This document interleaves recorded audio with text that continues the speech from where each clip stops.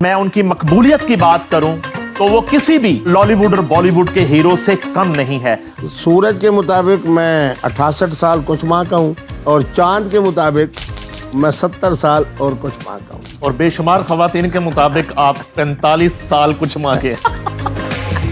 Showbiz की खवातीन की बात करता हूँ, वैसे तो पता नहीं कितनी लंबी लिस्ट होगी, उसके लिए तो 10 प्रोग्राम चाहिए। कि क्या किंदील बलोच मेरे पास चल के आई या मैं उसके पास गया, क्या उसने मेरी टोपी पहनी या मैंने उसका दुपट्टा ओढ़ा। इमामत पे, खिलाफत पे, सलवार पे, हाथ बांधने पे लड़ना है और मशरूबात की गुफ्तगू मुफ्ती अब्दुल कवी ने करनी है। खवातीन के ताल्लुक की बात मुफ्ती अब्दुल कवी ने करनी है। हरीम शाह आ जाएं, संदल खटक आ जाएं, वीना मलिक आ जाएं, फिर मतीरा आ जाएं। खवातीन का मेरी तरफ और इमरान खान की तरफ मुतवज्जे होना ये भी तो अल्लाह की नेमत है। ये आपने एक रिजेम्बलेंस बताई है, दोनों में कदरे मुश्तरक है इमरान खान और आप में। मुफ्ती अब्दुल कवी का या किसी और शख्स का दिल दुखाएगा, उन बेचारों का अंजाम तो फिर यही कुछ ही होना है। अब्दुल कवी कुछ अरसा कोई शरारत ना करे तो उनके फैंस जो है ना वो कहते हैं कि पता नहीं मुफ्ती साहब की तबीयत ठीक नहीं चल रही। फातिमा बनो या राखी सावंत बनो, मुफ्ती कवी साहब की जीवन साथी बनो। अपने हकीम आप खुद ही हैं या आपका हकीम है कोई? अब जब मुफ्ती साहब काले तितर खाएंगे तो उसके बाद तितर बोलेंगे तो सही ना।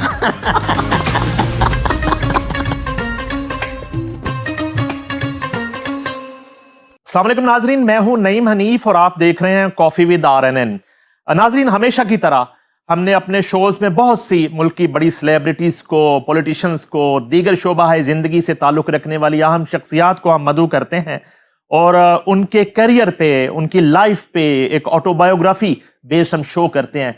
आज एक बहुत बड़ा सरप्राइज है नाजरीन आपके लिए। आज जिस शख्सियत को हमने RNN स्टूडियोज में, कॉफी विद RNN में दावत दी है वो किसी तारुफ की मोहताज नहीं है। मैं इल्म की बात करूं तो वो मुफ्ती हैं और मैं उनकी मकबूलियत की बात करूं तो वो किसी भी लॉलीवुड और बॉलीवुड के हीरो से कम नहीं है। आप बिल्कुल समझ गए होंगे। तशरीफ लाते हैं मुफ्ती अब्दुल कवी। Welcome sir, welcome welcome, have a seat sir. Welcome to the show. कवि साहब, बड़ी खुशी हुई आपके आने की और बड़ी देर से इंतजार था। और वैसे ही ये कैमराज आपके मुंतजर रहते हैं, एंकर तो रहते ही रहते हैं, प्रोडक्शन तो रहती है, इन कैमरों को भी आपसे मोहब्बत हो गई है खवातीन की तरह। देखिए जी, सूरत हाल ये है कि आदमी अपनी इज्जत खुद बनाता है। आज हमारे एक इदारा इज्जत में क्यों है? इत्तिहाद है, इत्तिफाक है, एक नज़म है, एक ज़ब्त है।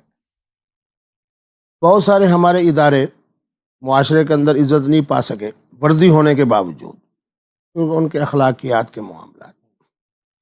अब इसी तरह मैं देख रहा हूँ कि सोशल मीडिया पे मेरे हमशक्ल जितने हजरात आते हैं, जब आप मसाइल के ऊपर एक दूसरे को ऐसे अल्फाज बोलेंगे जो आम इंसान के लिए बोलना भी मुनासिब नहीं, फिर यही कुछ होगा जो आप देख रहे हैं।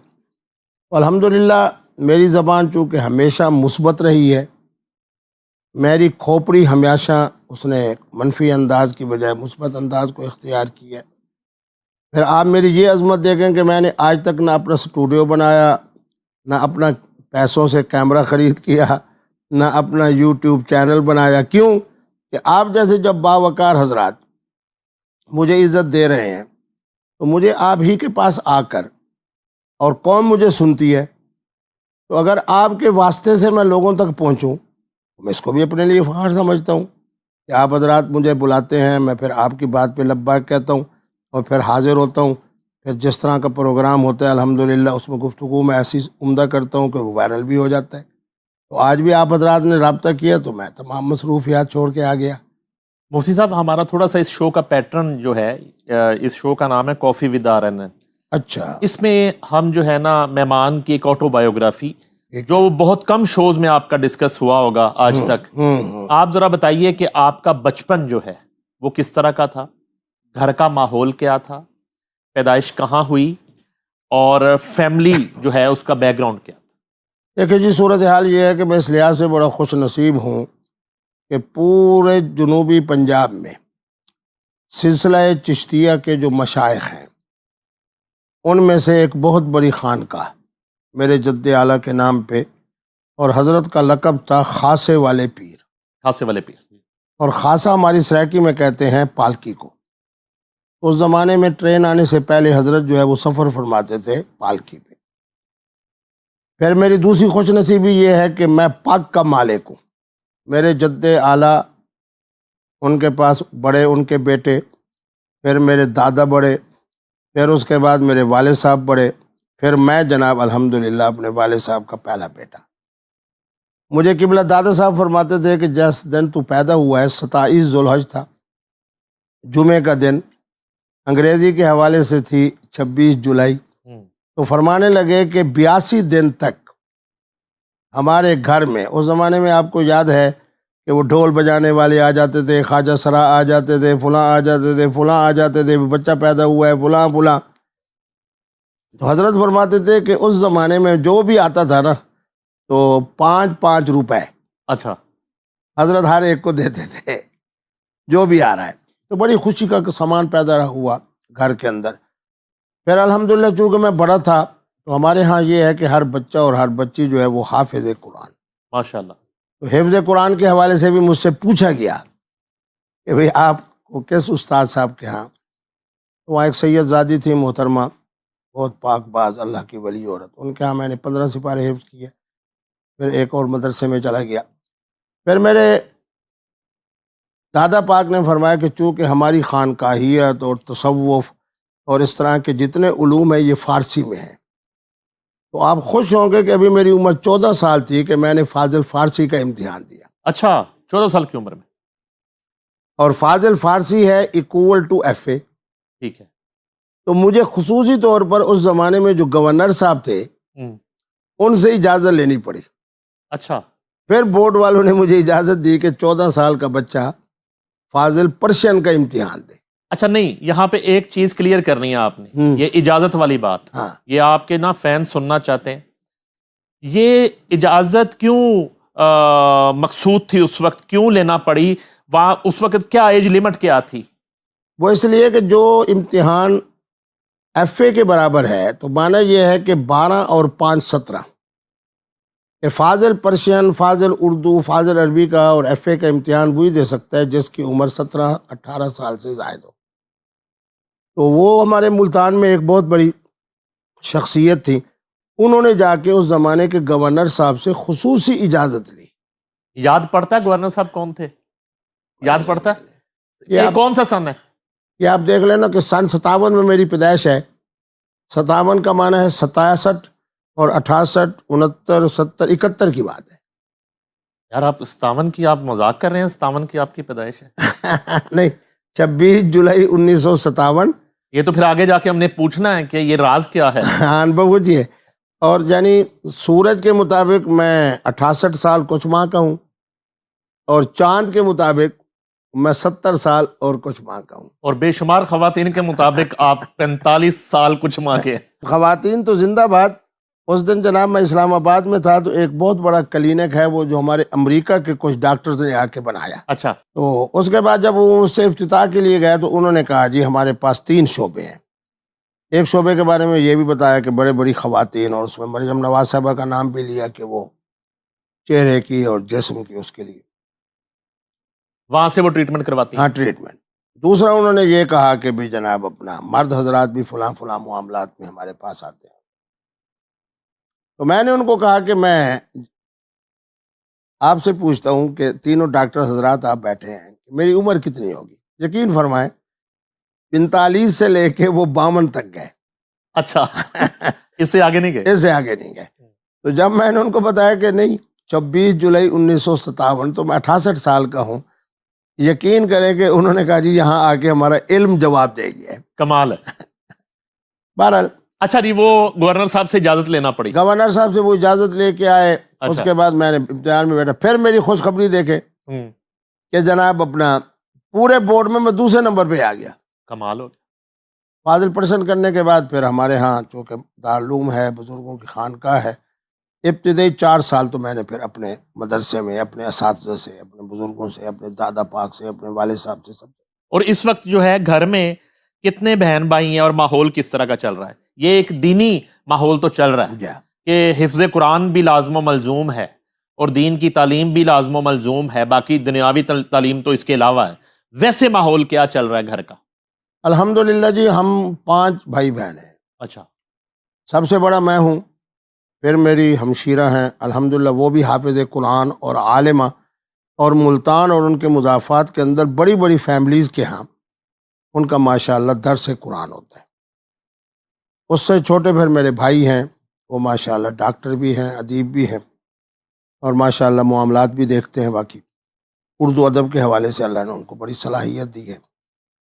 اس سے پھر چھوٹی پھر میری جو بہن ہے وہ ماشاءاللہ ایم اے انگلش ہے، اور ان کا جو درس قرآن اور درس حدیث ہے روزانہ 2 جگہ پہ، آج فلاں فیملی کے ہاں، آج فلاں فیملی کے ہاں. اسی طرح ماہ رمضان تو ان لوگوں کا بہت زیادہ مصروف. اس سے پھر آخر میں پھر میری چھوٹی ہمشیرہ ہیں، وہ بھی اسی طرح عالمہ اور حافظہ. ان کو اللہ نے نطق اور قرات کے حوالے سے اتنی عمدہ آواز دی ہے، واہ. تو جہاں بھی ہوتا ہے تو ان کو بلایا جاتا ہے، اور اس کے ساتھ جناب وہ قرآن مجید کی تلاوت کرنا. اللہ معاف فرمائے کوئی فوت ہو جائے خواتین میں سے تو ان کے گھر جانا اور اس کے منظر قرات قرآن مجید کی. الحمدللہ میرا خاندان بڑا روحانی اور علمی خاندان ہے، تو اس لیے اللہ نے مجھے دونوں طرح کے رنگ دیے ہیں. روحانی رنگ بھی ہے کیونکہ میں بڑا ہوں، صاحب سجادہ ہوں، تو اسی طریقے کے اوپر دوسرا چونکہ دنیا کے 54-55 ممالک میں گیا ہوں، تو اس لیے وہ رنگینی بھی میرے اندر موجود ہے، خاندانی روحانیت بھی موجود ہے. اور یہ ہمارے اہل تصوف کے ہاں یہ بڑی چیز اچھی سمجھی جاتی ہے کہ آپ میں دونوں رنگ ہوں، عشق والا رنگ بھی ہو اور عقل اور درایت والا رنگ بھی ہو. تو اسی طرح جناب سندان عشق، یہ ہمارے ہاں تصوف کی اصطلاح ہے. عشق کا جناب آپ سندان بڑا خوبصورت برتن ہوتا ہے جس کے اندر در کفے جام شریعت در کفے سندان عشق. فرمایا کہ تمہارا ایک جو ہے وہ رنگ یہ ہو کہ جام شریعت دیکھیں نا، یہ جو مشروب ہے نا اور خمار ہے، اس کو ہمارے اہل تصوف لے جاتے تھے روحانیت کے اس معنی میں، جس طرح قرآن نے کہا وَأُشْرِبُوا فِي قُلُوبِهِمُ الْعِجْلَ. دیکھیں آپ کی برکت سے، حفظ قرآن کی برکت سے اللہ نے، تو میں علماء میں سے جو ذرا خشک مولانا ہوتے ہیں وہ یہ کہتے ہیں کہ جی مفتی صاحب نے جام شریعت، جام پیالہ، اور یہ قرآن کہہ رہا ہے کہ ان کے دلوں کے اندر شربت کی طرح ڈال دیا گیا محبت. معنی یہ ہے کہ جام شریعت کا معنی یہ ہے کہ شریعت کا وہ جام جو آپ کے اندر اللہ اور رسول اللہ اور اسی طرح صحابہ اور اہل بیت کی محبت کو ڈالے. فرمایا یہ چیز بھی ہو، اور اس کے بعد ایک کف میں یہ ہو اور دوسرے کف میں سندان عشق بھی ہو. بالکل جبوست والی زندگی نہیں گزارنی. اب تو صورتحال یہ ہے کہ مفتی عبد القوی کچھ عرصہ کوئی شرارت نہ کرے تو ان کے فینس جو ہے نا وہ کہتے ہیں کہ پتہ نہیں مفتی صاحب کی طبیعت ٹھیک نہیں چل رہی. بچپن میں چونکہ بڑے تھے آپ گھر میں، تو شرارت کا وقت تو وہ تھا نا، اس وقت بڑے ہونے کی وجہ سے تھوڑا پابندی رہی، کم شرارت کرتے تھے یا شرارت کرتے تھے، اور اگر کرتے تھے تو شرارت کس طرح کی ہوتی تھی؟ آپ کو ایک مقولہ سناؤں کہ ہماری عربی کی کتابوں میں ہے کہ جو بچہ بچپنے میں اور ابتدائی جو زندگی کے ایام ہیں، سال ہیں، ان کے اندر شرارتی ہو تو بڑا ہو کے وہ بڑا فتین اور بڑا دانا اور صاحب علم و حکمت ہوتا ہے. تو پہلے دن سے الحمدللہ چونکہ گھر کے اندر میں لاڈلا بہت تھا. اچھا. اور یہ بھی بڑی عجیب سی بات ہے کہ میں جہاں رہتا ہوں یہ چونکہ ایک ملتان کا اندرون گیٹس جو بازارز ہیں ان کے باہر جو کہ ہماری آبادی بنی، اس کے اندر ترین ہمارا خاندان سادات کا، خاکوانی اور درانی اور خدکہ اور بلوچ، یہ 6 قومیں ہم اکٹھے آئے.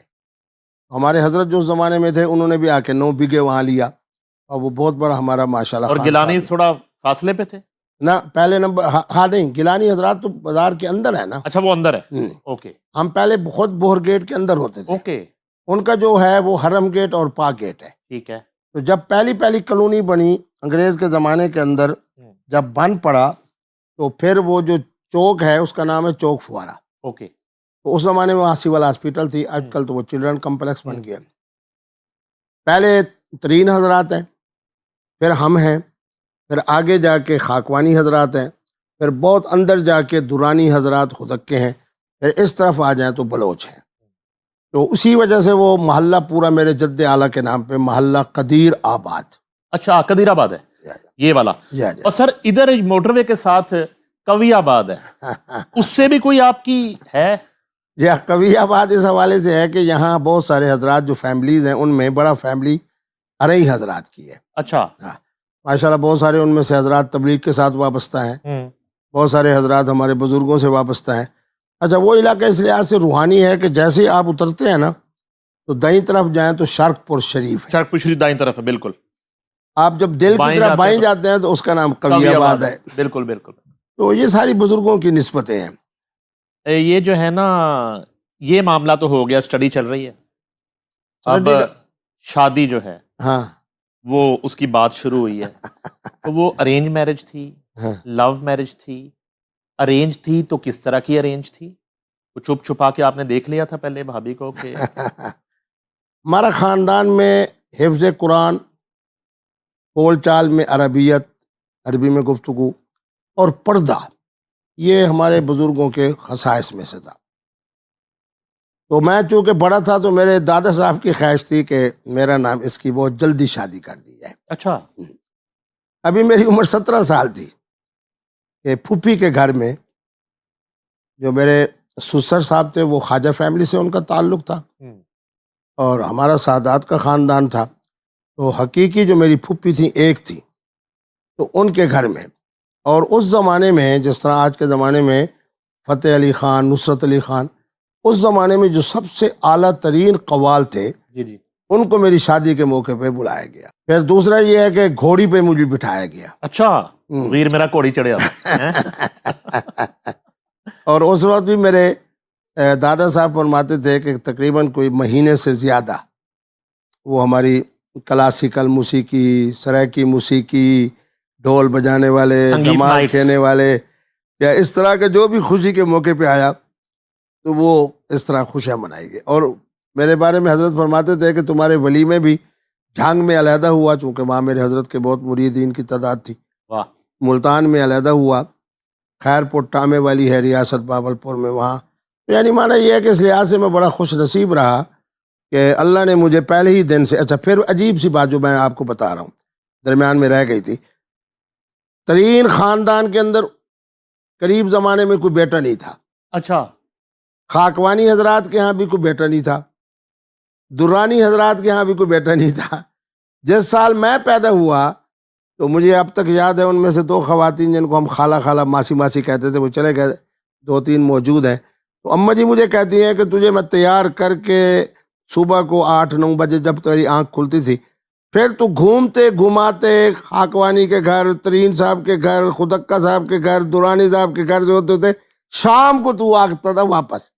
اور یہ بڑے لوگ تھے چونکہ ان کے ہاں دایاں ہوتی تھی تو وہ دایاں نے مجھے لے جانا اور اس طرح کھلا پلا کے جناب اس طرح مجھے پھر واپس میں اپنی والدہ صاحبہ کی بلا کے ہاں آ جاتا. الحمدللہ فاضل پرشن پھر میں نے کر لی, پھر اپنے مدرسے میں 4 سال پڑھا. پھر اس کے بعد وہاں بڑا مدرسہ جو تھا اس وقت ہمارے قریب مولانا فضل الرحمان کے والد تھے مفتی محمود صاحب, ان کا مدرسہ قاسنوم تھا, وہاں میں پڑھا. پھر ایک بہت بڑا اچھا مدرسہ ہے جامعہ خیر المدارس, وہاں میں 1 سال پڑھا, پھر 2 امتحان وہاں دیا. اور پھر سب سے پہلے میرا اعزاز دیکھیں کہ پورے وفاق المدارس کے اندر جتنے طلباء نے امتحان دیا ان میں پھر میری دوسری پوزیشن.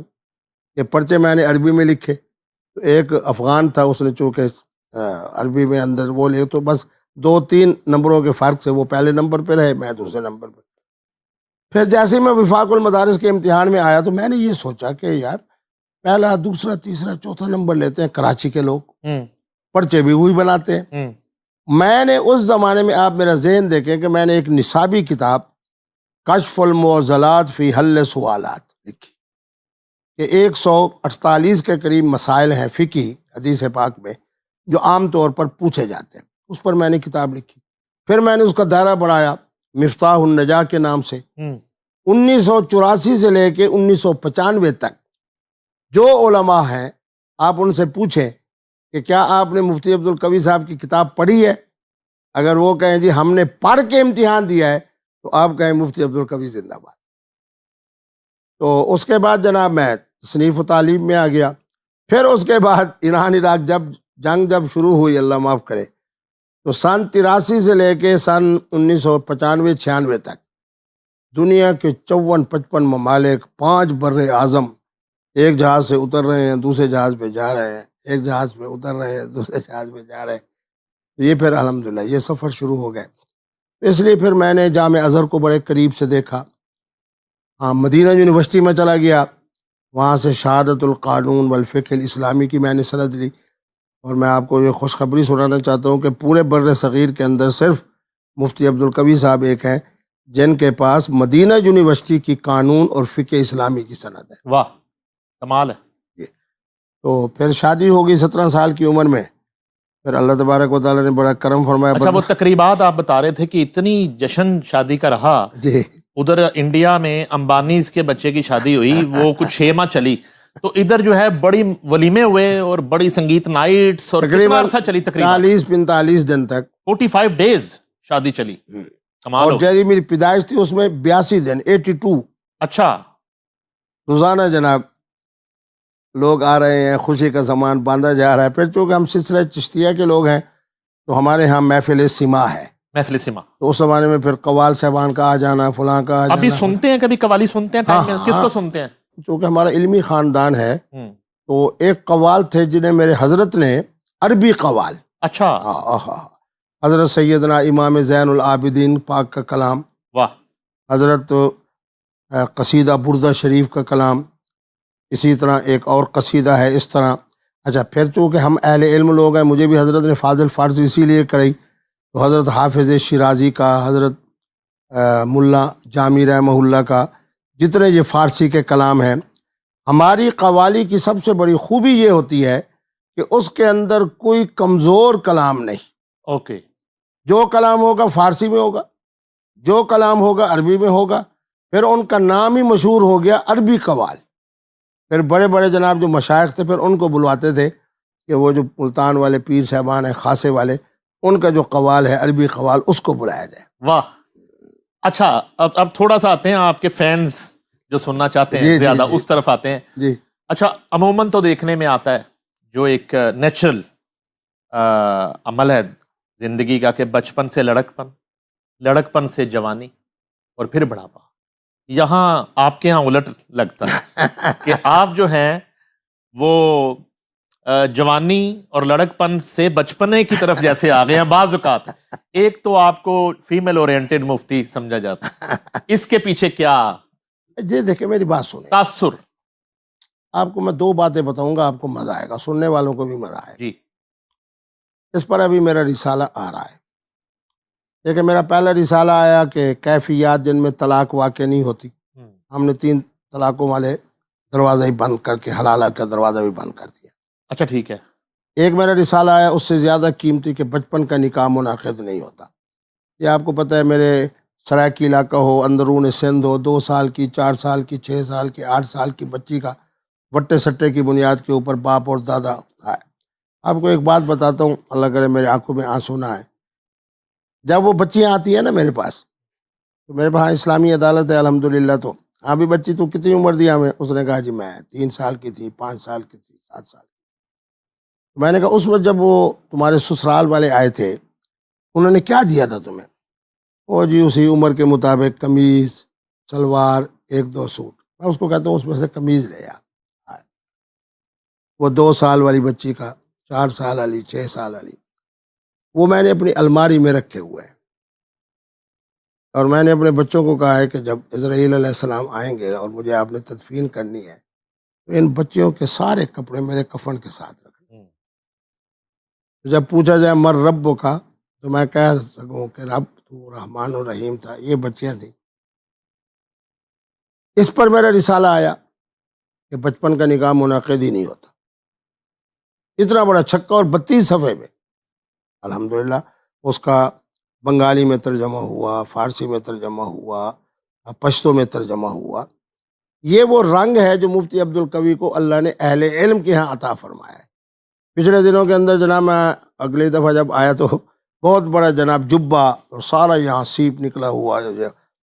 افغانستان کے جو قاضی القضات ہیں انہوں نے مجھے بھیجا کہ مفتی صاحب آپ جمعے والے دن یہ لباس زیب تن کر کے جمعہ پڑھایا کریں. تو پھر اس کے بعد جناب اپنا رنگینی کیسے پیدا ہوئی؟ رنگینی یہ پیدا ہوئی کہ جب میں نے یہ دیکھا، جس پر میرا رسالہ اب آ رہا ہے، سنت اور شریعت، اس پہ آ کے میرے مذہبی لوگ ٹھہر جاتے. میں نے کہا اس کے ساتھ اور شے ہے فطرت. ٹھیک ہے. فطرت اللہ التی فطر الناس علیہا لا تبدیل لخلق اللہ ذالک الدین القیم. برادر محترم اس آیت کو سمجھے کہ دین قیم کیا ہے؟ فطرت ہے. خواتین کی طرف، حسن کی طرف، جمال کی طرف، ہر طرح کی فطری معاملات کی طرف متوجہ ہونا، یہ دین قیم ہے. اسی کو مفتی عبدالقوی نے زندہ کیا ہے. حسن اللہ یاری مجھے کہنے لگے آپ کے پاس کون سی کدھر سنگی ہے کہ جناب خواتین؟ پھر انہوں نے خود بیان کر دیا کہ حضور فرماتے ہیں کہ 3 چیزیں محبوب ہیں، الطیب، خوشبو، یہ بھی میرے ہاں بھی پسندیدہ ہے.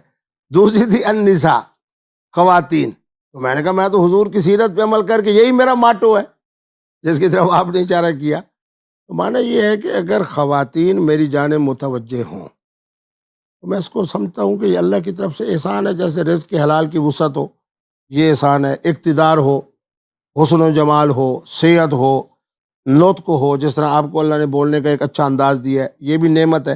اسی طرح خواتین کا میری طرف اور عمران خان کی طرف متوجہ ہونا، یہ بھی تو اللہ کی نعمت ہے. یہ آپ نے ایک ریزیمبلنس بتائی ہے، دونوں میں قدر مشترک ہے عمران خان اور آپ میں، کہ خواتین جو ہے آپ کی طرف اٹریکٹ ہوتی ہیں زیادہ. خواتین، نوجوان نسل، ہر صاحب علم، ہر صاحب فہم، ہر صاحب فطرت، ان کا یا محبوب لیڈر محترم عمران خان ہے. عمران خان سے دوستی کی ایک وجہ یہ بھی ہے. یہ بھی ہے. کیوں؟ اس لیے کہ جب میں جنوری میں گیا نا تو مجھ سے لوگوں نے کہا کہ آپ پی ٹی آئی میں، ایک تو میں نے کہا خان صاحب ماشاءاللہ بڑی دینی بات کرتے ہیں، جملے بڑے اچھے بولتے ہیں دین کے حوالے سے، ایاک نعبد. پھر یہ ہے کہ ان کی میری درمیان ایک قدر مشترک بھی ہے. خواتین یا ان سے ملاقات کرنا چاہتی ہیں یا قبلہ مفتی عبدالقوی صاحب سے. خان صاحب ذرا مشکل سے ملتے ہیں، مفتی عبدالقوی صاحب آسانی سے مل جاتے ہیں. یہ سچ ہے کہ آپ کئی دفعہ ملنے جاتے تھے تو خالی ہاتھ نہیں جاتے تھے. ہاں نہیں، آپ کے دائیں بائیں خواتین ہوتی تھی اور خان صاحب کہتے تھے بالکل کہ یار یہ ہر بندہ جو ہے نا خالی ہاتھ آتا ہے، آپ کے ساتھ رونق ہوتی ہے. میں بالکل حقیقت. اچھا. جتنے حضرات جاتے تھے نا، ڈرائیور اور اس کے بعد خود ڈرائیور، جب میں جاتا تھا تو میں 8-10 دن پہلے بتا دیتا تھا کہ فلاں دن میں نے خان صاحب کے پاس جانا ہے. ٹھیک ہے. اور ہر 10ویں 11ویں دن جاتا تھا. ظاہر ہے یہ بھی میری خوبی تھی. ناشتہ بھی میں وہی کرتا تھا، اس میں تھوڑا سا مزاح بھی ہو جائے. جی. وہ جب میں جاتا تھا نا تو خان صاحب کے یہاں چائے آتی تو میرے لیے بھی آتی، اور میں اس طرح پکڑ کے بیٹھ جاتا. تو خان صاحب کہتے تھے کہ کبھی صاحب پئیں. میں نے کہا جی میں یہ دیکھ رہا ہوں کہ یہ دریائے راوی کا پانی ہے یا دریائے جہلم کا یا دریائے چناب کا. یعنی بالکل ہی بے معنی قسم کی چائے، بے معنی قسم کے بسکٹ، بے معنی قسم کے. اچھا، ذوق نہیں تھا کھلانے پلانے کا ان کو؟ نہیں، خان صاحب کو لیے یہ لفظ استعمال کرانا کہ کھلانا پلانا، یہ تقریباً ایسا جملہ ہے جو ایک ناممکن سا جملہ ہے. اچھا. ہاں. اچھا. تو پھر میں جب جاتا تھا تو وہ بچہ کہتے تھے ہم نے ساتھ چلنا ہے. میں نے کہا چلو، کوئی پٹھانی، کوئی سندھی، کوئی سرائکی، کوئی فلاں. اچھا، جو ہمارے ہوتے تھے کارکن ٹائپ، بھائی میں پنجاب کا جناب فلاں تنظیم کا صدر ہوں، چلو جی، اور جی میں نے فلاں علاقے سے انتخاب. میں الحمدللہ با جماعت جاتا تھا. اچھا، ان میں سے کچھ خواتین ایسی بھی ہوتی تھی جو کہتی تھی کہ آپ ذرا خان صاحب کو کہیں کہ وہ میرے ساتھ شادی کر لیں. اچھا. تو خان صاحب پھر عادت ہوتی تھی کہ واک کرتے ہوئے میرے ساتھ چلتے، اور میرے نام کے ساتھ لفظ صاحب بولتے تھے. تو کہتے کہ کبھی صاحب ان کی عمریں بہت چھوٹی ہیں، تو اس لیے. لیکن آپ کی طرح شادی کے لیے ہر وقت تیار ہوتے تھے؟ ہر وقت نکاح نامہ جیب میں ہوتا تھا اوپر. ہاں، بس مقصد ہے کہ میں نے ان کو یہ کہا تھا کہ شادی ہوئی تھی جو آپ کی ہو گئی، جیسے اللہ نے آپ کو 2 بیٹے دیے، قاسم اور سلیمان. اب آپ نے نکاح کرنا ہے. اچھا. اور نکاح کا معنی یہ ہے کہ چلو نام بھی بتا دیتا ہوں، یہ اون گواہ ہو جائے گا. اور ایک اور صاحب ہوتے تھے نہیں ملحق. اچھا، نہیں ملحق. ظلم وغیرہ تو بہت بعد میں. اچھا. تو اور اس میں آپ کو ایک دلچسپ اور بات سناؤں کہ میں نے خان صاحب کو کہا کہ پاکستان کی 2 جماعتیں ایسی ہیں، ایک ہے کہ اس میں آؤ، سکول کے زمانے میں، کالج کے زمانے میں، یونیورسٹی کے زمانے میں لیڈر بنو، فوراً چھوڑ کے دوسری جماعت میں چلے جاؤ. اس خوش نصیب جماعت کا نام ہے جماعت اسلامی. ٹھیک ہے. اور میں نے کہا ایک ہماری خوش نصیب جماعت ہے جو جتنا پرانا ہوتا جاتا ہے نا اتنا پی ٹی آئی میں وہ بے وقت ہوتا جاتا ہے. اچھا فارغ. فارغ. تو اچھا میں ان کو کہتا تھا میں چونکہ جنوری سن 2012 میں آیا ہوں تو اس لیے میرا مقام آپ کے پاس اس لیے ہے کہ میں بہت دیر سے آیا ہوں, لیٹ آیا ہوں. تو خان صاحب کے پاس جب جانا ہوتا تھا اللہ نے ان کو بڑی صلاحیتیں عطا فرمائی تھی, اور یہ ان کی سب سے بڑی عظمت تھی کہ ان کے ہاں ایک دو لوگوں کو میں لے کے گیا, انہوں نے کہا جی ہمیں سینٹ کی ٹکٹ مل جائے تو ہم پارٹی کے لیے اتنے کروڑ روپے. تو مجھے کہنے لگے کبھی صاحب یہ میرٹ پہ آئیں گے تو ان کو ٹکٹ ملے گی, اگر نہیں آئیں گی تو یہ وہ چیزیں ہیں جن کا میں ان کا گواہ ہوں.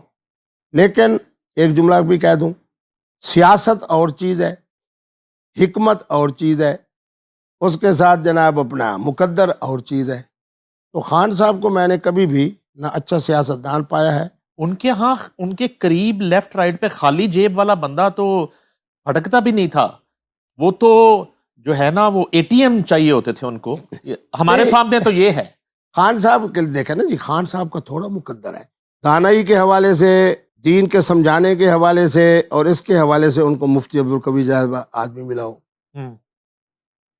جہازوں کے حوالے سے, اڑان کے حوالے سے, اور عسکری قیادت سے تعلقات بنانے کے حوالے سے جہانگیر ترین جیسا ان کو بندہ ملا ہو. پیسوں کے حوالے سے جیسے آپ نے فرمایا عبدالعلیم خان صاحب فلاں فلاں فلاں فلاں, پھر جناب بڑی بڑی گدی کے سجادہ نشین پیر صاحبان وہ بھی. یعنی خان صاحب کو جماعت تو بڑی خوبصورت ملی تھی. لیکن ایک اور بات بھی بتا دوں, یہ غیبت بھی نہیں ہوگی اس لیے کہ میں نے ان کے کان میں کہا ہے نا کہ فلاں صاحب جو ہے نا جی جماعت کے ساتھ مخلص نہیں ہے. ہاں اب ان کے بارے میں وہ عزت خان صاحب کے دل سے نکل گئی. انہوں نے کہا کہ جی مفتی صاحب تو جی کیا ہے, وہ تو آ جاتے ہیں, ذرا شغل لگاتے ہیں, آپ کو ہنساتے ہیں, مسکراتے ہیں, اور یہ ہے چلے جاتے ہیں. مفتی صاحب کے ہاں علم اور عقل اور درایت اس میں یار کا نہیں ہے جتنی آپ ان کو اہمیت دیتے ہیں. ہاں اسی کی بات بھی چل. میری عزت دو وجہ سے کرتے تھے, ایک تو میں ان کو ہنساتا تھا, دوسرا اس لیے کرتے تھے کہ مجھے کہتے تھے کبھی صاحب آپ کی کھوپڑی ہے. اچھا. اور دیکھ لیں میں بڑی جرت کی بات کر رہا ہوں, جب تک میں ان کے ساتھ رہا ہوں ان کی زبان سے, ان کی کسی تقریر سے, ان کی کسی گفتگو سے, ان کے کسی عمل سے ایک چیز بتائیں جو قابل گرفت ہو. اور جب میں ان سے علیحدہ ہوا ہوں, اب دیکھ لیں کیا کیا کہہ رہے ہیں. میں علیحدہ ہونے کی وجہ پہ آنے سے پہلے ان کے کردار پر بڑی بات کی جاتی ہے. انہیں کہا جاتا ہے جی وہ ڈرگ ایڈکٹڈ تھے, انہیں کہا جاتا ہے کہ وہ آپ کے ملنے سے پہلے شاید وہ یا اس کے بعد وہ نکاح پہ ان کا بلیو آ گیا, پہلے وہ نکاح وکاح ان کی زندگی میں یہ چیزیں جو ہے نا وہ اس پہ بلیو ہی نہیں رکھتے تھے. یہ جو سارے معاملات ہیں کردار کے حوالے سے, یہ تو اللہ اور انسان کا معاملہ ہوتا ہے, لیکن چونکہ آپ ان کے ساتھ رہے ہیں, وہ پاکستان کے بڑے لیڈر ہیں, آج بھی ایک پاپولر لیڈر ہیں, یہ ذرا تھوڑا سا بتائیے. دیکھیں جی بات یہ ہے کہ میں نے انہیں کسی طرح کا کوئی نشہ استعمال کرتے ہوئے نہیں دیکھا, یہ حلفاً کہتا. ہر وقت باوضو رہتے تھے. میں پہلی ہی اس میں بیٹھا ہوتا تھا رو میں, خان صاحب نے ظہر کا وقت ہے تو ایسے جناب 12 ساڑھے 12 بجے کے بعد مجھے دیکھنا ہے. تو میں نے جب ان کو کہنا ہے ہاں اسی وقت انہوں نے کہنا ہے بھائی اجلاس ختم, قریب ختم, نماز. بڑے بڑے ہمارے مخدوم صاحبان بیٹھے ہوتے تھے, بڑے بڑے لوگ, نماز میں بہت کم 3 4 5 6 8 لوگ, اور میں ہی نماز پڑھاتا تھا. دوسرا ان کے یہاں امانت و دیانت کی جس طرح میں نے مثال دی. جب سے میں آیا تو میں نے ان کو کہا, میں نے کہا پاکستان تحریک انصاف میں وہ تمام خواتین جو بیوہ اور مطلقہ ہیں, پاکستان تحریک انصاف کے ہاں جتنے حضرات مرد ہیں جو بغیر شادی کے ہیں, قبلہ مفتی صاحب کے آ جانے کے بعد اب نہ کوئی محترمہ بغیر خامد کے رہے گی اور نہ کوئی مرد بغیر بیوی کے رہے گا. تو یہ بات پھر خان صاحب کو بھی پسند آئی. میرے زمانے کے اندر انہوں نے جو بھی تعلق جوڑا ہے وہ نکاح کے ساتھ جوڑا ہے. باقی ان کے بارے میں ہے کہ فلاں کوکین, فلاں آئیز, فلاں, میں نے اس کو نہیں دیکھا. یہ جو اتنا انہوں نے ایک انتشاری سیاست کو پرموٹ کیا, اور یہ چڑھائی کر دو, جلاؤ گراؤ 9 مئی, ایک تو یہ اس پہ روشنی ڈالنی ہے, اور آپ کی جو علیحدگی تھی اس کی جو مین ریزن, بڑی وجہ جو ہے جس سے آپ کا جو نا آپ ہرٹ ہوئے اور آپ نے لگا کہ رانگ نمبر ہے, وہ کیا تھی؟ دیکھیں بات یہ ہے کہ میں چونکہ خان صاحب کا اب بھی احترام کرتا ہوں، قائد محترم، میری جب آخری ان سے ملاقات ہوئی وہ اس حوالے سے ہوئی کہ وہ تشریف لے گئے پاک پتن شریف، ٹھیک ہے، انہوں نے بوسہ دیا چوکٹ کو، میں نے ان کا دفاع کیا کہ وہ ایک آدمی ایاک نعبد و ایاک نستعین، پھر وہ کہتے ہیں میں نے سجدہ نہیں کیا، میں نے صرف ایک اللہ کے ولی کی قبر پہ تواضع و انکساری کے ساتھ بوسہ دیا۔ اصل تو انہوں نے بوسہ دیا تھا کیونکہ بیگم صاحبہ نے بوسہ دیا تھا۔ دوسری بات اصل میں یہ تھی کہ جب خان صاحب سے میری آخری ملاقات ہوئی نا، وہ ان کے وزیر اعظم بننے سے کوئی 11 12 15 20 دن پہلے، اس دن سرگودا میں ان کا جلسہ تھا، تو مجھے خان صاحب کی طرف سے نعیم الحق صاحب نے بلایا، بشرا صاحبہ کی طرف سے بھی تھا کہ آئیں، میں آیا، 23 24 منٹ خان صاحب بالکل جیسے کوئی شگیرد بن کے یوں بیٹھتا ہے نا، میری بات سنتے رہے۔ اس پر میں نے اسلام، رفاہ، مدینہ کی ریاست کی بجائے مدینہ جیسی ریاست، میں نے کہا آپ کو سیدنا فاروق اعظم سے بڑی کمال درجے کی عقیدت ہے، تو اب آپ سیدنا علی پاک کا ذکر خیر کیا کریں، علم کے حوالے سے، حکمت، یہ ساری باتیں ہوتی ہیں۔ 3 باتیں انہوں نے کہیں، پھر اس کے بعد اکٹھے چلے، وہ سیلفی بھی خان صاحب نے کہا کہ ان کو کہا بناؤ، اس نے بنائی، اور خان صاحب پھر میں ساتھ چلا، مجھے آگے چلایا، پھر ہیلی کاپٹر تک گئے، ہم لوگ گئے ایک جگہ پہ، میں کھڑا رہا، باقی 2 4 احباب بھی، خان صاحب کا جہاز اڑا تو انہوں نے مجھے نعیم صاحب کہنے لگے مبارک ہو کہ آپ یا مشیر بنیں گے مذہبی امور کے یا اسلامی نظریاتی کونسل کے چیئرمین۔ میں نے کہا میں تو اس وقت بنوں گا نا جب کہ آپ کی حکومت آ رہی ہو۔ نہیں نہیں نہیں نہیں مفتی صاحب ہماری حکومت آ رہی ہے۔ میں نے کہا آپ کی حکومت نہیں آ رہی، آپ کو لایا جا رہا ہے۔ لایا جا رہا ہے۔ تو کہنے لگے وہ کیوں؟ میں نے کہا نمبر 1، نمبر 2، نمبر 3۔ خان صاحب نے یہ جملے کہے، لگے ہاں۔ میں نے کہا ان 3 جملوں کے بعد آپ آ رہے ہو یا لائے جا رہے ہو؟ میں تو اس پی ٹی آئی کے ساتھ ہوں جس میں نظریات تھے۔ جب نظریات کی بجائے آپ نے انہی اداروں کے ساتھ انہی کی برکت سے آنا ہے جو آپ کو لا رہے ہیں، تو ان کی گڈ بک میں پتہ نہیں میں ہوں یا نہیں ہوں، آپ مجھے کیوں خوشخبری سنا رہے ہیں کہ میں، اور جو گڈ بک میں تھے وہ ان کے ساتھ بھی طواف کر رہے ہوتے تھے، آج بھی وہاں اس حکومت کے اندر بھی ان کو اچھا عہدہ ملا ہوا ہے۔ بہرحال بات یہ ہے کہ جناب خان صاحب کا اپنا فکر اس وقت ختم ہو گئی جب انہیں یہ حقیقت بتائی گئی کہ اس ملک میں جمہوریت والے آتے نہیں ہیں، لائے جاتے ہیں۔ اس کے لیے بہترین دروازہ جہانگیر ترین تھا۔ جب جہانگیر ترین ہی ان کے سے علیحدہ ہو گئے، میں نے اسی دن کہہ دیا تھا کہ اب مزید خان صاحب نہیں چلیں گے۔ وہ 3 سال 8 مہینے کے بعد جو کچھ ہوا وہ آپ کے سامنے ہے۔ جب نکاح کیا انہوں نے آخری بشرا بی بی کے ساتھ، اس وقت تو آپ ان کے ساتھ تھے، تو اس دن آپ پاکستان میں نہیں تھے، وہ نکاح آپ نے کیوں نہیں پڑھایا؟ ایک بات جی۔ دوسری بات جو ہے، اس فیصلے کو آپ کیسے دیکھتے ہیں؟ اس وقت آپ کا ری ایکشن کیا تھا اس ڈیسیجن پہ، اور آج اس فیصلے کو کیسے دیکھتے ہیں؟ پہلے آپ نے نکاح کیوں نہیں پڑھایا؟ جب شاگردوں کی طرح عمران خان یوں آپ کے سامنے آپ کی بات سنتے ہیں، آپ سے محبت کرتے ہیں، آپ کی باتیں ان پہ اثر کرتی ہیں۔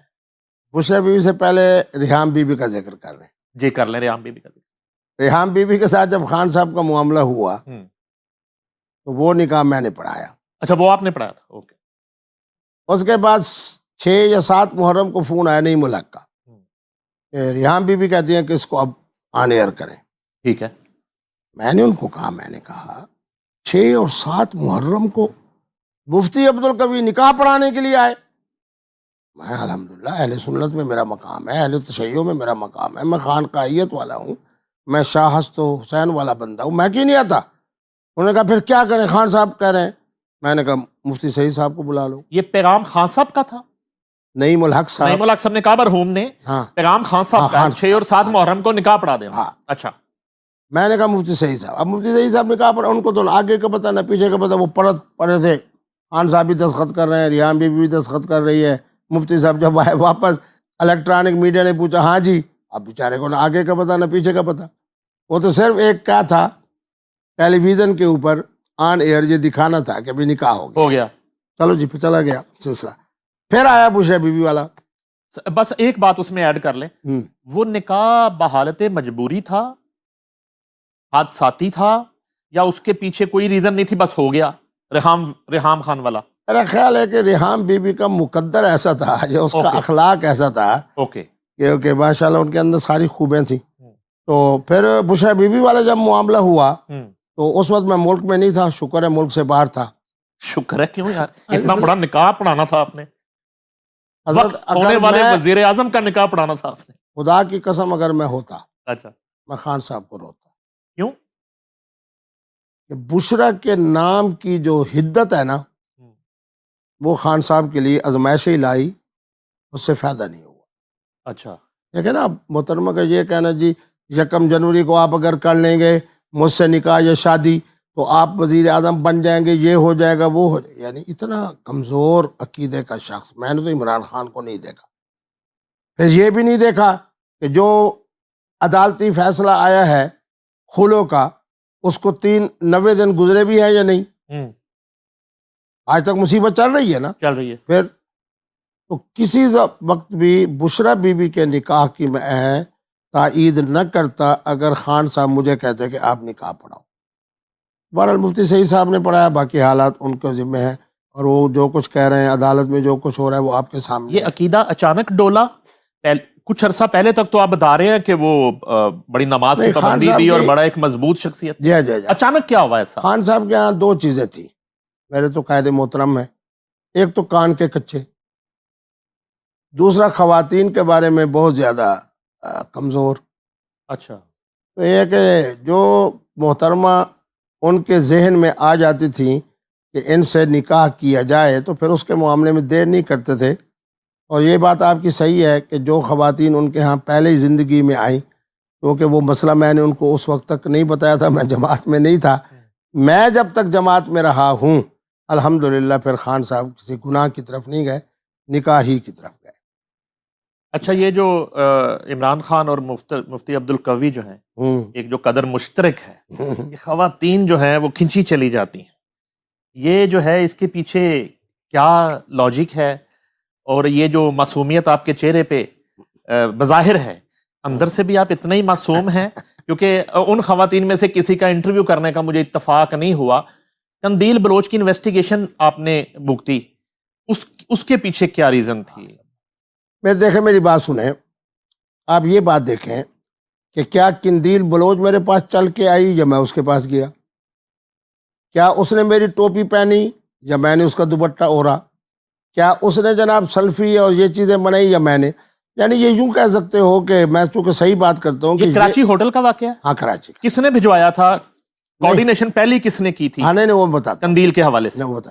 میں تھا عالم آن لائن. جی بالکل, مجھے یاد ہے, مجھے یاد ہے. یہ جو اپنا ہمارے ایک اور صاحب تھے وہ ابھی موجود ہیں لیکن الیکٹرانک میڈیا سے وابستہ نہیں ہے, انہوں نے کہا جی میں نیوز چینل پہ آ رہا ہوں تو آپ کی وجہ سے میرا پروگرام, ان کے پہلے ہی پروگرام میں بھی آ گیا, ادھر سے قندیل بھی آ گئی. قندیل کو اس وقت کوئی نہیں جانتا تھا, مجھے بھی پتا نہیں تھا کون تھا. ان سے میں نے مزاح کیا کہ جناب میں رمضان کا چاند دیکھنے آؤں گا تو یہ اور وہ اس طرح کی باتیں ہوں. اس کے بعد وہ بیچاری جب آئی تو اس نے کہا جی میں سرائکی, پھر سرائکی میں باتیں, پھر یہ پھر وہ پھر وہ. آپ اس حقیقت کو دیکھیں نا کہ میں یہ سمجھتا ہوں کہ یہ میری غلطی ہے. کیوں غلطی ہے؟ تو سرائکی بولنا, سرائکی گفتگو, سرائکی یہ, اور اس نے بیچاری نے 3 باتیں کی. میں سمجھتا ہوں کہ وہ تینوں جرم نہیں بنتی. انہوں نے کہا مفتی صاحب کو روزہ نہیں تھا, سفر میں تھا. مفتی صاحب نے جناب میرے ساتھ کوک پی, یہ کبھی نہیں کہا کہ انہوں نے الکوہل پیا. تیسرا یہ ہے کہ مفتی صاحب نے میرے ساتھ سگریٹ پی, اس پر لوگ مسکرا دیے کہ میرا نام بھی مفتی صاحب سگریٹ نہیں پیتے. تو معنی یہ ہے کہ یہ آزمائش بھی ہمارے اوپر اس محترمہ کی طرف سے آئی. حریم شاہ صاحبہ کی طرف والی آزمائش بھی انہی کی طرف سے آئی. وہ رابطہ کر رہی ہیں جی میں حافظ قرآن ہوں, میں جناب کیسے سید بادشاہ ہوں, میں نے دین پڑھا ہے. ہم ذرا نرم ہو گئے بھائی. تیسرے نمبر پہ اوپر اگر کوئی محترمہ دبئی میں یا کہیں جناب جا کے ہمیں جپی ڈال کے ہمارے کان میں بتایا کہ یہ میرے ساتھ ظلم ہوا ہے, یہ میرا ظلم ہوا ہے, سب کو میں غلطی کہہ رہا ہوں. دیکھیں میری آپ عظمت کو سلام پیش کریں. وینا ملک کا بھی تھا, وینا ملک کا پروگرام تو اس سے بھی بہت پہلے تھا, لیکن ان کے ساتھ وہی گفتگو ہوئی جس میں وہ رو پڑی. اور الحمدللہ ان کے بچے جو ہے وہ حافظ قرآن پڑھ رہے ہیں اور ماشاءاللہ اللہ نے ان کو ایک اسی میں ایڈ کر لیں. جی قندیل بلوچ کا ایک آج بھی کلپ بڑا وائرل ہے, جی غالباً کیپٹل ٹی وی کا ہے. وہ انہوں نے بہت پہلے مرحومہ نے کہا کہ اس طرح ایک خاتون ہے, ان کا اصل نام جو ہے نا وہ بشرا ہے, نک نیم پنکی ہے, وہ جو ہے وہ آئیں گی، خان صاحب اس طرح ایک انگوٹھی پہنیں گے کچھ یا پہن رہے ہیں، اس طرح کا سلسلہ ہوگا، وہ نکاح کریں گی. یہ ساری کہانی قندیل نے ایک پروگرام میں سنائی، مارننگ شو میں نا سر. اس کے بعد کچھ عرصے بعد یہ حادثہ ہو جاتا ہے، اتفاق سے آپ والی ملاقات ہو جاتی ہے، تو چیزیں تھوڑی سی نا مشکوک سی رہیں. ویسے وہ بطور خاتون کیسی تھی؟ میں پہلے تو یہ بات آپ کو بتا دوں، آپ کی بات کی تائید کرتے ہوئے، میرے پاس بھی وہ 2.5-3 گھنٹے رہی نا، جی. تو 1.5-2 گھنٹے یہی سناتی رہی یہ کہانی کہ اس طرح پاک پتن شریف ہے، اسی طرح خاور منی کا ہے، اسی طرح بشرا ہے، اسی طرح فلاں کا جہاز ہے، فلاں جگہ ملاقات ہوتی ہے، فلاں تک کام ہو چکا ہے، فلاں تک، یہ ساری باتیں اس نے مجھے بتائی. اس وقت میرا دل کھٹکا سائی اچھا کہ جیسے یہ مجھے سنا رہی ہے تو اسی طرح باقی جگہ کے اوپر بھی جس طرح کی. تو میں جو کچھ سمجھتا ہوں کہ اگرچہ اس کے بھائی نے کہا جی میں نے مفتی صاحب کی اس نے ٹوپی پہنی ہے، ایک باعزت آدمی کے بارے میں یہ بات کی ہے، تو اس نے بہرحال غیرت کا نام لیا، تو ہو سکتا ہے کہ اس طرح کے جو ادارے حساس ہیں انہوں نے اپنا کام دکھایا ہو، اور ہمارے مقدر میں اس لیے آ گئے کہ ہم نے ذرا دیکھنا تھا کہ جیل کیسے ہوتی ہے، یہ دیکھنا تھا کہ جناب تھانہ کیسے ہوتا ہے، یہ دیکھنا تھا کہ دل والا ہسپتال کیسے ہوتا ہے، یہ دیکھنا تھا کہ لاہور میں فرانزک رپورٹ 24 دن کے اندر جناب ہم طوفانی سفر کر کے اور واپس 25ویں دن باعزت بری ہو کے گھر آ گئے. یہ جتنی خواتین ہیں جو پاپولر خواتین ہیں، شوبز کی خواتین کی بات کرتا ہوں، ویسے تو پتہ نہیں کتنی لمبی لسٹ ہوگی، اس کے لیے تو 10 پروگرام چاہیے. آپ شروع ہو جائیں قندیل سے، اس کے بعد آ جائیں آپ حریم شاہ آ جائیں، سندل خٹک آ جائیں، وینا ملک آ جائیں، پھر متیرہ آ جائیں. یہ میں وہ جو جن کو لوگ جانتے ہیں، ان میں سے کوئی ایسی خاتون جو واقعی وہ کھچاؤ کی وجہ سے آئی ہو ایک اس کیفیت میں، یا ساری صرف جو ہے نا فیم حاصل کرنے کے لیے اور صرف فوٹو سیشن؟ نہیں، یہ بیچاری 3-4 بھی میرے خیال میں فیم حاصل کرنے کے لیے آئیں، تو تینوں چاروں کو نقصان ہی ہوا نا. ایک بیچاری جنت میں چلی گئی جوانی کے اندر، دوسری بیچاری اس وقت جو ہے، اب وہ جو مجھے آخری ان کے رابطے روبتے ہوئے اس میں یہ ہوا کہ ان کے خامد بھی ان سے علیحدہ ہو گئے، اور ان بیچاروں کی خواہش تھی کہ مجھے کوئی بچہ ہو جائے، لیکن بہرحال خامد نے اس بات کو نہ مانا. پھر خامد کی طرف سے جو 4 ویڈیوز آئیں وہ سب نے دیکھی، پاؤں کے ساتھ، پھر بالوں کو گھسیٹ کے، بہرحال جو بھی چیزیں ہیں. تو بات یہ ہے کہ جو مفتی عبدالقوی کا یا کسی اور شخص کا دل دکھائے گا، ان بیچاروں کا انجام تو پھر یہی کچھ ہی ہونا ہے. بہرحال میں اتنی بات بتا دوں کہ جب میں الیکٹرانک میڈیا پہ بہت زیادہ آتا تھا نا، تو گفتگو میں اچھی کرتا تھا، تو اینکر صاحبہ کہتی تھی کہ مفتی صاحب ذرا 5-10 منٹ. میں ان سے مذاق کرتا تھا کہ میں ذرا لمبے ٹائم کی دوستی محبت والا ہوں، میں 5-10 منٹ والا نہیں ہوں. تو اس میں پھر جناب ان سے میں پوچھتا تھا، تو ان میں سے اکثر خواتین جو ہے وہ کہتے تھے کہ ہم نے خلو لی ہے خامد سے، ہماری علیحدگی ہو گئی ہے، ہمارا یہ اور وہ. بہرحال اس صورتحال کے اندر یہ بیچاری جو 2-3 میری زندگی میں آئی نا، انہوں نے بہرحال میرا نقصان شاید کیا ہو، لیکن اپنا نقصان بہت زیادہ کر گئی ہے بیچاری. میں تو وہاں سے گزرتے ہوئے بھی جب اس علاقے سے گزرتا ہوں تو فاتحہ ضرور پڑھ لیتا ہوں محترمہ کے لیے. پھر اب جو حریم شاہ کی کیفیت ہے وہ بھی سب کے سامنے ہے.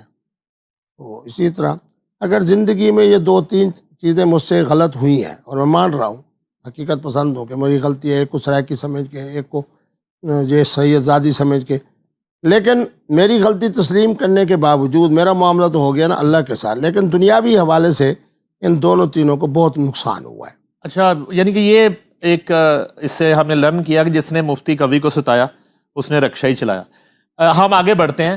حسن پرستی جو ہے وہ تو روز ہم اسی پہ بات کرتے ہیں، ہر شو میں لوگ ریٹنگ کے لیے نا وہ خواتین کو لے آتے ہیں. میں ذرا تھوڑا سا آگے جانا چاہتا ہوں، آپ استفادہ کرنا چاہتا ہوں آپ کی موجودگی سے. ایک آپ نے جو ہے وہ الکوہل کے حوالے سے اور شراب کے حوالے سے بات کی، تو وہ جو تھوڑا سا کلیئر کیجئے کہ اسلام میں تو اس کو حرام کہا گیا، اور ایک آج یہ بھی ہمیں بتائیے کہ کس جگہ کہا گیا، کس موقع پہ کہا گیا.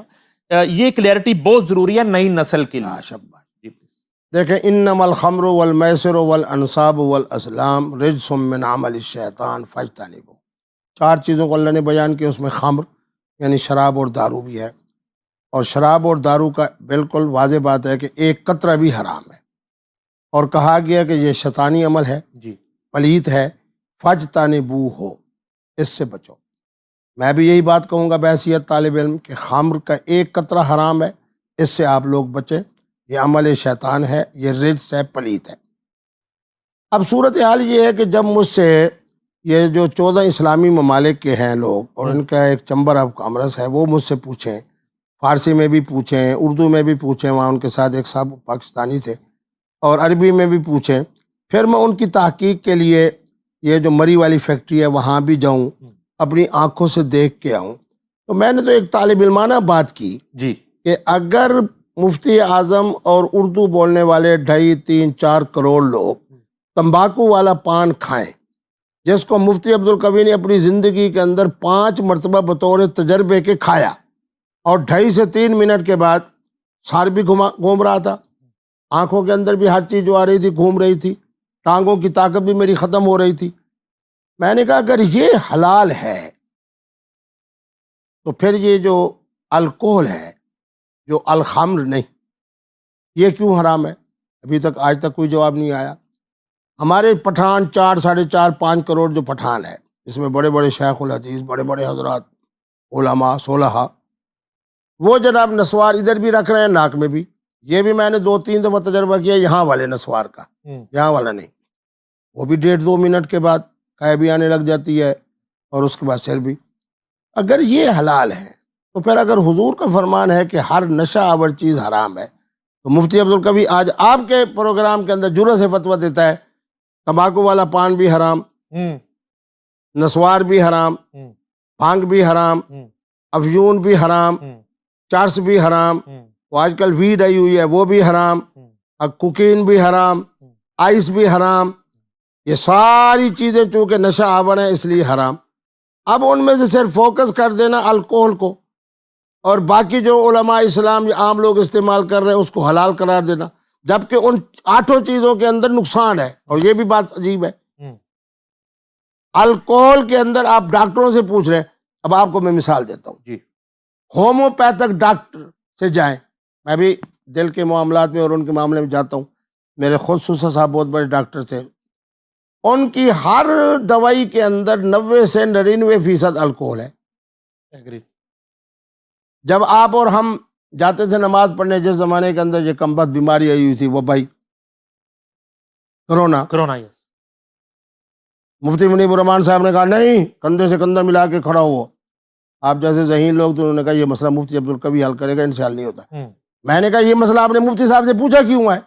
مفتی عبدالقوی سے کیوں پوچھ رہے ہو؟ جو حکیم حاذق، جو ڈاکٹر مسلمان کہے گا وہی فتویٰ ہے مفتی منیب الرحمان کا، اور مفتی عبدالقوی کا فتویٰ نہیں چلے گا۔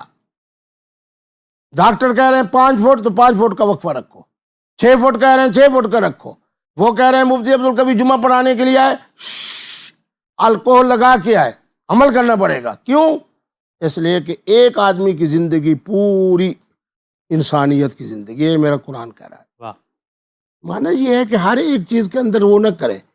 مولوی صاحبہ نے کام شروع کر دیا تو یہ تو جو کر لے وہ حلال ہے، باقی جناب جو محترم عبدالقوی صاحب کر رہے ہیں، عام انسان کر رہا ہے، یہ ہمارے 14 اسلامی ممالک کے لوگ جناب وہ پی رہے ہیں، کیسا نہیں، یہ حرام ہے۔ وجہ ضابطہ ایک ہی ہے، وہ کیا ہے؟ ہر نشہ آور چیز اگر حرام ہے تو پھر پوری فہرست جاری کرو۔ آپ اگر کہتے ہیں میں آپ کے پروگرام میں بتا رہا ہوں، تمباکو والا پان حرام، یہ جو نسوار ہے یہ حرام، فلاں حرام، جو 8 چیزیں میں نے گنی اس کے اندر الکحل بھی ہے، وہ بھی حرام۔ الکحل حرام ہو جائے، جو ہمارے 14 اسلامی ممالک والے بیچارے استعمال کر رہے ہیں ووڈکا کے نام کے اوپر، اور وہ بیچارے جناب، اور میں جناب استعمال کر رہا ہوں ہومیوپیتھک دوائی کی صورت میں۔ آج بھی میرے بریف کیس کے اندر 3 دوائیں ہیں، ایک فلاں کے لیے، ایک فلاں کے لیے، ایک دماغ کے لیے، ایک بلڈ پریشر کے لیے، ایک دل کے لیے، 99% اس کے اندر الکحل ہے۔ اچھا، ایک عام سا تاثر یہ ہے کہ مفتیان جو ہیں اور علماء، ان کے جو مشورے اور ان کے جو نصیحتیں اور ان کے جو سارے ایک مسائل ہیں وہ لوگوں کے لیے ہوتے ہیں، خود پر وہ اپلائی نہیں کرتے، تو آپ اپنے شاگردوں کو اور اپنے نئی نسل کو الاؤ کرتے ہیں کہ وہ ووڈکا کا استعمال کر سکتے ہیں؟ میں یہ کہوں گا کہ یہ فتویٰ میں نے دیا تھا ان اسلامی ممالک کے لیے، ٹھیک ہے اب جس کی عمر 60 سال سے زیادہ ہے، جی اگر وہ ہومیوپیتھک دوائی استعمال کر رہا ہے، وہ پہلے بھی کر رہا تھا، میرے فتوے کے بعد بھی کر رہا ہے، اور میں تو بڑا حیران ہوتا ہوں، دیکھیں میں حقیقت پسند آدمی ہوں، میں اپنی غلطی کو غلطی سمجھتا ہوں، لیکن اس لحاظ سے خوش نصیب بھی سمجھتا ہوں کہ مجھے ہر طرح کی محفل میں بلایا جاتا ہے اور میں جاتا ہوں، میں کوئی منافقت تو نہیں کر رہا۔ یہ کیا ہے جی ریسٹورنٹ، مفتی صاحب آ رہے ہیں، یہ کیا ہے جی کیفے، مفتی صاحب آ رہے ہیں، یہ کیا ہے کلب، مفتی صاحب آ رہے ہیں، یہ کیا ہے جی ڈسکو کلب، مفتی صاحب آ رہے ہیں، میں دیکھ رہا ہوں اپنی آنکھوں سے میری قوم کیا کر رہی ہے۔ اب تو آپ الکوہل کو بھول جائیں، اسلام آباد اور لاہور کی اعلیٰ ترین محفل میں جہاں قبلہ مفتی صاحب تشریف لے جاتے ہیں، کہاں کھڑے ہیں آپ؟ بولے نا اس کے اوپر ہر مفتی، انہوں نے صرف فدق پہ، امامت پہ، خلافت پہ، سلوار پہ، ہاتھ باندھنے پہ لڑنا ہے، اور مشروبات کی گفتگو مفتی عبدالقوی نے کرنی ہے، خواتین کے تعلق کی بات مفتی عبدالقوی نے کرنی ہے، اور یہ جو نشہ آور چیزیں ان کے بارے میں مفتی عبدالقوی نے بات کرنی ہے، 3 طلاقوں کے باوجود حلال کو بند کرنا یہ مفتی عبدالقوی کا کام ہے، بچپنے کا نکاح منعقد نہیں ہوتا یہ مفتی عبدالقوی کا کام ہے، یہ کس مرض کا علاج ہے؟ تھوڑا سا واپس آنے کے لیے آپ ہنستے ہوئے اچھے لگتے ہیں، خاتون کا بنا ہوا سنگل زیادہ اچھا لگتا ہے یا مردانہ بنا ہوا پیگ اچھا لگتا ہے؟ آپ کو ایک بڑی اعلیٰ بات بتا رہا ہوں، بتائیں ذرا۔ ایک ہے سنت، ایک ہے شریعت، ایک ہے فطرت۔ فطرت کے بارے میں قرآن کہتا ہے ذالک الدین القیم، ہائے ہائے ہائے، واہ میرے مفتیان کرام، میں ہاتھ جوڑ کے بیٹھا ہوں، خدا را انسان بنو، خدا را انسان بنو۔ اللہ کا قرآن کہہ رہا ہے، چلو پوری آیت پڑھ دیتا ہوں، فطرت اللہ التی فطر الناس علیہا لا تبدیل لخلق اللہ ذالک الدین القیم۔ فرمایا جو نظام فطرت تمہیں دیا گیا یہ دین قیم ہے، ان الدین عند اللہ الاسلام۔ آج تک تم نے فطرت کے حوالے سے کوئی گفتگو کی ہے؟ مجھے کہتے ہیں جی صرف آپ کرتے ہیں، یہ کیوں نہیں کرتے؟ چلو تھوڑا سا مزہ بھی، میں نے کہا ان بیچاروں کا خواتین والا روٹ ہی نہیں ہے، ان کا جو روٹ ہے وہ غیر فطری ہے۔ اوہو، آج تک آپ نے کسی شیعہ عالم کے بارے میں نہیں پڑھا ہوگا کہ وہ غیر فطری روٹ کی طرف گیا ہے، کیوں؟ اس کے بعد متع ہے۔ مفتی عبدالقوی کہہ رہا ہے فَمَسْتَمْتَعْتُمْ بِهِ مِنْهُنَّ فَآتُوهُنَّ أُجُورَهُنَّ، یہ 1500 سال پہلے قرآن مجید مجھے عطا کر کے کیا ہے، واہ، استمتاع۔ یہ سارے مسائل مفتی عبدالقوی نے دیکھنے۔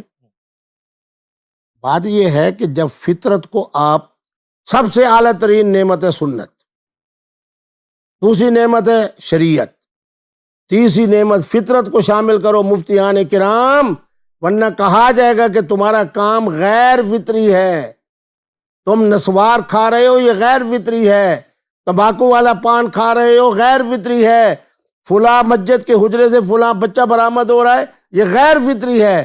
مفتی عبدالقوی کی طرح انسان بنو، فطرت والے مفتی بنو۔ کبھی بھابھی نے یا بچوں نے کہا کہ یہ جو ہے نا رنگ و نور جو ہے اس کو تھوڑا سا ذرا کم کریں، یہ رنگینی جو ہے آپ کے اندر اس میں تھوڑا سا ٹھہراؤ لے آئیں، کبھی کیا گلا ہلکا پلکا اشارتاً یا؟ میں اس لحاظ سے بڑا خوش نصیب ہوں، اچھا، میری اہلیہ بھی الحمدللہ حافظ قرآن اور عالمہ، والدہ بھی موجود ہیں۔ اب یہ جو میں راکھی ساونت کے لیے ابھی تک نہیں کیا تو میری والدہ نے مجھے روکا ہے کہ ابھی تک وہ صحیح نہیں آ رہی استخارہ، تو اب میں نے ان سے اجازت آپ لی کی ہے۔ والدہ فی الحال موجود۔ نہیں ماشاءاللہ، وہ تو اللہ انہیں سلامت رکھے، فی الحال وہ راکھی ساونت کو بہو بنانے کے لیے اجازت نہیں دے آمادہ نہیں ہو رہی، اور آپ انہیں کنونس کر رہے ہیں؟ ہاں میں ان کو ذرا اچھا، کیا کہہ کے کنونس کر رہے ہیں؟ کوئی لاجک تو دیتے ہیں، لاجک تو دیتے ہیں۔ ہاں صحیح ہے، ہاں لاجک۔ میں نے ان کو کہا کہ اماں جی میں شادی نہیں کروں گا، نکاح کروں گا۔ اچھا ٹھیک ہے۔ پھر دوسرا میں ان کو کہہ رہا ہوں کہ آپ کی اجازت ہوگی تو بیت اللہ میں بیٹھ کے نکاح ہوگا، ٹھیک ہے۔ اور تیسرا یہ ہے کہ پھر اس طرح، کیونکہ میری قبلہ والدہ صاحبہ ماشاءاللہ مرکز ہے نا، ادھر ترین ادھر خاکوانی، وہ ساری خواتین آتی ہیں نا، تو وہ سونے سی والوں سارا بھرینجا کوی صاحب راکھی سہمت نال پہ پڑھنی دے، وہ اماں جی کو بتا کے جاتی ہے، تو اماں جی کہتے ہیں نہیں نہیں نہیں نہیں نہیں نہیں نہیں۔ اب میں نے ان کی جب مٹھے پڑھنی شروع کی ہیں، اب وہ بھی عمرے پہ تشریف لے گئی ہے، تو میں نے ان کو کہا کہ شادی نہیں ہوگی، نکاح ہوگا، پہلی بات، دوسری بیت اللہ میں ہوگی، تیسرا یہ ہے کہ انشاءاللہ میرے نکاح کے بعد، کیونکہ وہ میری عزت ہوگی، تو ہر معاملے میں سر سے لے کے پاؤں کے ناخن تک انشاءاللہ نام فاطمہ کی برکت سے اور مفتی عبدالقوی صاحب کی اہلیہ ہونے کی وجہ سے انشاءاللہ آپ کو شریعت میں نظر آئے گی اور فطرت میں نظر آئے گی۔ چلو دیکھو اب جا جو رہے ہیں، دیکھتے ہیں کیا مسئلہ ہے۔ نام راکھی کوی ہوگا یا کچھ نام سوچا ہے آپ نے؟ نہ، ان کے پہلے ایک نکاح ہوا تھا عادل درانی سے، ان کا نام فاطمہ ہے۔ اچھا فاطمہ ہے۔ اور میں ان سے مذاق کرتا ہوں کہ جب مجھے وضو ہوگا تو میں فاطمہ کہوں گا، اور جب مجھے وضو نہیں ہوگا تو پھر راکھی سامت۔ اس کے اوپر آپ کو ایک، جب راکھی صاحبہ نے کہا نا کہ مفتی صاحب میرے لیے کویتا لکھے، اچھا، تو میں نے یہ بات ٹیلی ویژن پہ کہی، ان کے زی ٹی وی پہ فلاں فلاں پہ آئی، تو پر وہاں کے 3 شعراء نے، میرے سرائکی علاقے میں بھی، ان میں سے ایک مصرع مجھے یاد ہے، وہ آپ کو سناتا ہوں۔ جی پلیز۔ تو راکھی صاحبہ کے بارے میں وہ کہہ رہا ہے کہ فاطمہ بنو یا راکھی سامت بنو، مفتی کوی صاحب کی جیون ساتھی بنو۔ واہ۔ تو بہرحال دیکھ رہے ہیں حالات، اب میں انشاءاللہ جا رہا ہوں، دیکھتے ہیں کیا رزلٹ نکلتا ہے۔ یعنی کہ ایک آپ مار کا سر کرنے جا رہے ہیں؟ نہیں، مفتی عبدالقوی کی یہ خوبی ہے کہ جب کوئی محترمہ، اور ہو بھی ایسی محترمہ جو مجھے اللہ کے گھر میں مانگے، پھر شکل صورت ہر چیز اچھی ہو، میں کیوں انکار کروں؟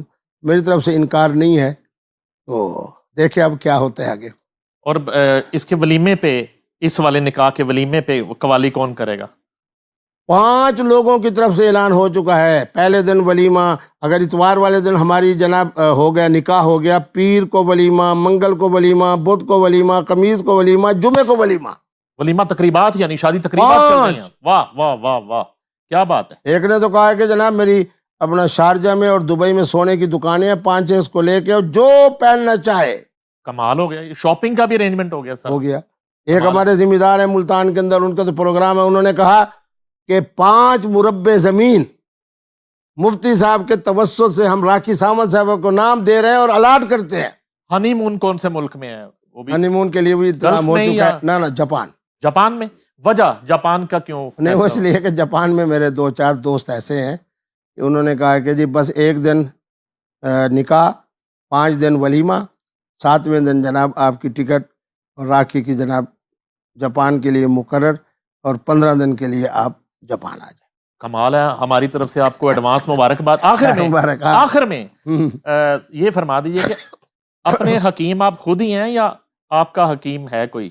ایک بات یاد رکھیں جی، مسکراتے رہیں، خوراک اچھی کھائیں، اعتدال کے ساتھ اپنے نظام میں زندگی میں لے آئیں، اور جو چیزیں صحت کے لیے اچھی ہیں وہ میرے نبی رحمت بھی بتا کے گئے ہیں، کھجور ہو، دودھ ہو، شہد ہو، مغزیات ہوں۔ پھر یہ ہے کہ جناب دل کے اوپر کسی قسم کا بوجھ لے کے نہ آئیں، بلڈ پریشر بھی نہیں ہوگا، شوگر بھی نہیں ہوگی، چاول اور جناب کیسے ہیں اپنا یہ روٹی اس زمانے میں کھانا پینا چھوڑ دیں۔ اللہ نے جو دیے ہوئے، پچھلے دنوں اللہ خوش رکھے ہمارے ایک دوست ہیں جام صاحب، انہوں نے 12 کے قریب تتر بھیج دیے مجھے، اور کالے تتر۔ اب جب مفتی صاحب کالے تتر کھائیں گے تو اس کے بعد تتر بولیں گے تو صحیح نا۔ اچھا، ایک آخر میں جو ہے وہ یہ اپنا ایکسپیرینس بھی بتا دیں، آپ کے پاس انفارمیشن بھی ہوتی ہے، آپ جن حلقوں میں آپ کا اٹھنا بیٹھنا ہوتا ہے۔ عمران خان کا مستقبل کیا دیکھتے ہیں؟ جیل سے باہر آئیں گے؟ کب تک آئیں گے؟ اور ان کا اس ملک میں مستقبل میں کبھی اقتدار ہے باقی؟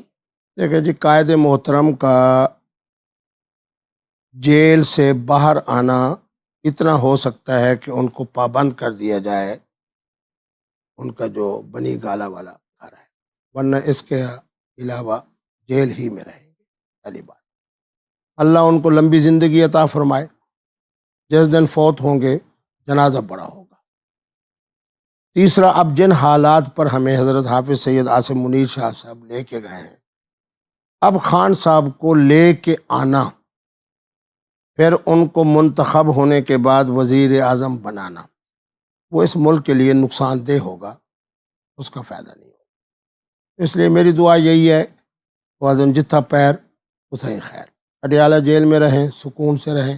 میں تو ان کو کئی دنوں سے کہہ رہا ہوں، بلکہ کئی مہینوں سے کہہ رہا ہوں کہ سیدنا امام حسن مجتبیٰ کی طرح سلو کر لیں۔ سلو کرنے سے امام حسن مجتبیٰ کی عزت میں، عظمت میں، مقبولیت میں، تسخیر میں رئی برابر بھی کمی نہیں آئی۔ اور جن کے ساتھ انہوں نے معاہدہ کیا ان کی عزت و عظمت میں کوئی اضافہ نہیں ہوا۔ خان صاحب آج اگر سیدنا امام حسن مجتبیٰ کی سنت پہ عمل کر کے سلوک کر لیتے ہیں، یہ ملک کے لیے بھی فائدہ ہوگا، ان کے لیے بھی فائدہ ہوگا۔ میں ان سے زیادہ اپنے ایم پی ایز کو دیکھ رہا ہوں، ایم این ایز کو دیکھ رہا ہوں، سینیٹرز کو دیکھ رہا ہوں، اور عہدیداروں کو دیکھ رہا ہوں کہ وہ بیچارے جس طرح ذلت و مسکنت اور رسوائی کے بابوں سے گزر رہے ہیں، ان میں خواتین کو دیکھ رہا ہوں جو بیچاری فلاں بی بی فلاں بی بی فلاں بی بی فلاں بی بی، اور کس طریقے پہ ان کو بے دردی کے ساتھ اٹھا کے پتہ نہیں آگے کیا کچھ ہوتا ہے۔ بہرحال میں خان صاحب کو یہی کہوں گا کہ خدا را آپ اڈیالہ میں رہیں، اپنے گھر میں، سب جیل میں رہیں، فوت ہونے تک اب صبر کریں، حوصلہ کریں۔ 3 سال 8 مہینے کا آپ نے مزہ چکھ لیا ہے، اب پاکستان کے اقتدار میں آپ کا کوئی حصہ نہیں ہے۔ بہت شکریہ مفتی عبدالقوی صاحب آپ کے وقت دینے کا۔ ناظرین آپ نے دیکھا، آج کوشش کی ہم نے مفتی عبدالقوی صاحب کی زندگی کے ان پہلوؤں کو اجاگر کرنے کی اور جاننے کی جو اس سے قبل شاید کسی انٹرویو میں انہوں نے بیان نہیں کیے۔ ہم نے ان کا بچپن بھی ان سے جانا، ان کی جوانی بھی جانی، ان کی تعلیم کے متعلق، گھر کا ماحول، اور اس کے ساتھ ہی ساتھ سیاست پر بھی انہوں نے بڑی سیر حاصل گفتگو کی، اور خاص طور پر بانی چیئرمین کے حوالے سے آج انہوں نے اپنی اوپینین دے دی ہے کہ پاکستان کی سیاست میں اب ان کا کوئی رول باقی نہیں رہا۔ مفتی عبدالقوی اور نعیم حنیف کو دیجیے اجازت، اللہ حافظ۔